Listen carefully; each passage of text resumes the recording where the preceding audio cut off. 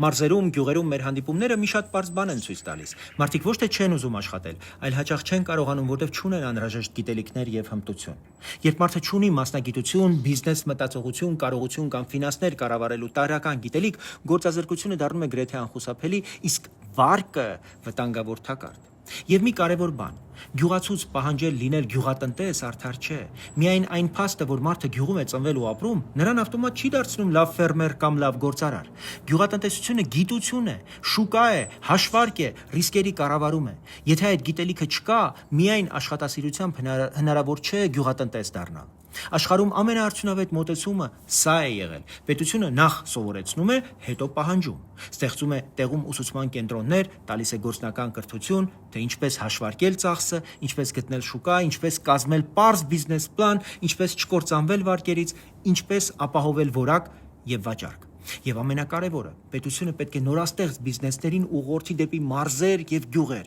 որպեսզի այնտեղ աշխատանք լինի, մրցակցություն լինի, աշխատավարձ լինի, օրինակ լինի։ Երբ մարզում կա աշխատանք եւ գիտելիք, մարդը սկսում է հավատալ իր ուժերին։